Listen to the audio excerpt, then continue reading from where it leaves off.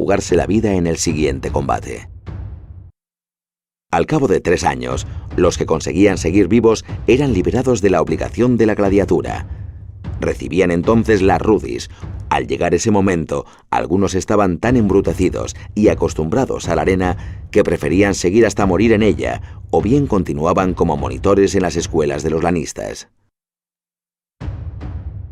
Los gladiadores entran al anfiteatro montados en un carro que les trae desde el Ludus Magnus. Engalanados con lujosas clámides doradas, saltan a la arena desarmados. Orgullosos y desafiantes dan una vuelta completa saludando a la muchedumbre. En la mente de todos está el inminente y fatal destino de estos hombres.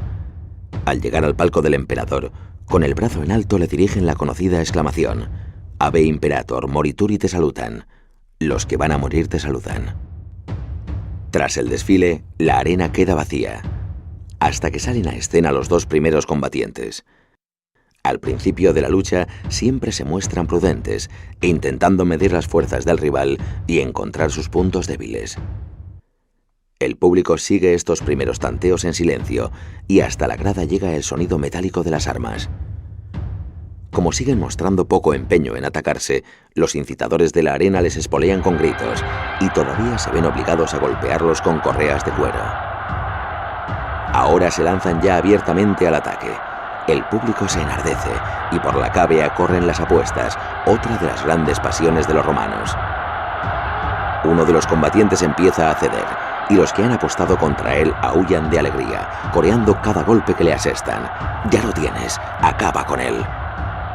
El gladiador cae, pero levanta el brazo implorando la gracia. El vencedor puede disponer de su vida, pero por lo general consulta antes al emperador y este al pueblo.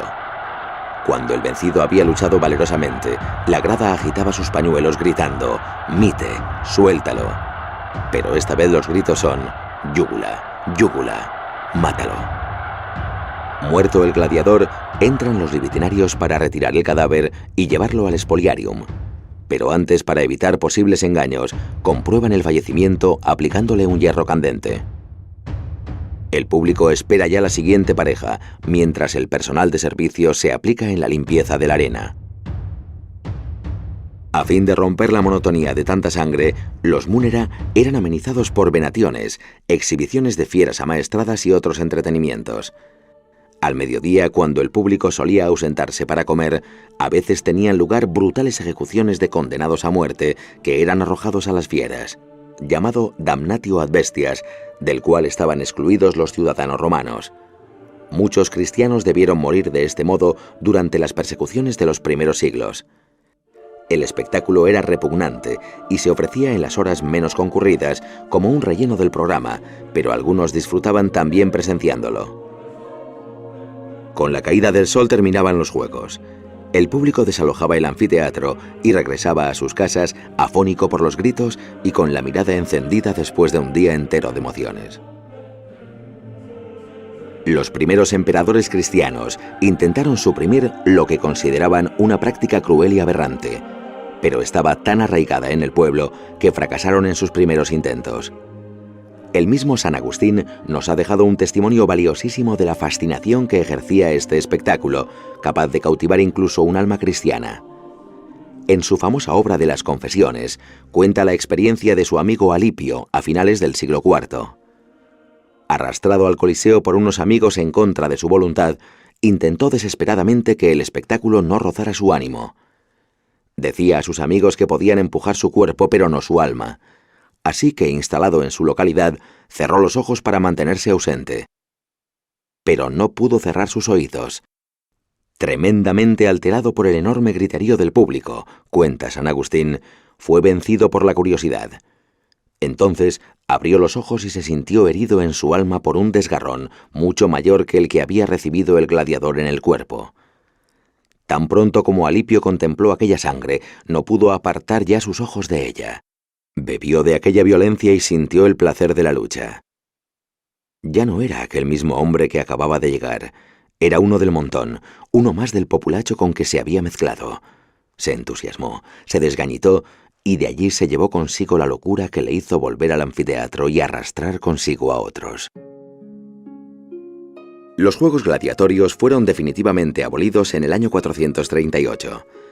El Coliseo siguió utilizándose para las venaciones, pero ya entonces se notaba en el edificio el desgaste de los siglos.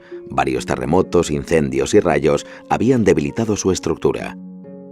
50 años después, otro terremoto derribó muchas columnas del pórtico superior que cayeron sobre la cávea y los subterráneos, provocando graves destrozos. El último espectáculo del Coliseo fueron unas venaciones celebradas el año 523 en tiempos del bárbaro Teodorico. El edificio estaba entonces casi en ruinas. Hacía medio siglo que había caído el imperio y Roma era una ciudad secundaria que comenzaba a despoblarse. En el siglo VIII, San Beda el Venerable realizó un viaje a Roma y al ver la impresionante solidez del Coliseo, que ya no se utilizaba, formuló su famosa profecía. Mientras permanezca el Coliseo, Roma permanecerá. Cuando caiga el Coliseo, caerá Roma. Y cuando caiga Roma, caerá también el mundo. Efectivamente, el Coliseo se degradaba a la vez que Roma. En sus ruinas se encontraron cobijo, vagabundos y animales. Durante la Edad Media se utilizó como cementerio y como depósito de materiales en ruinas.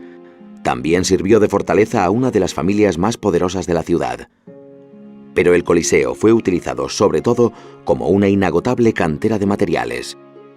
El hombre medieval se limitaba a sobrevivir entre las ruinas de la inmensa ciudad imperial y no veía en ellas otra cosa que materiales reaprovechables. Esa mentalidad cambió con el Renacimiento, que consideraba al mundo clásico como la fuente de toda belleza y armonía. Paradójicamente fue durante los siglos renacentistas cuando el expolio del Coliseo se acentuó de modo alarmante en beneficio de las grandes construcciones que se estaban llevando a cabo.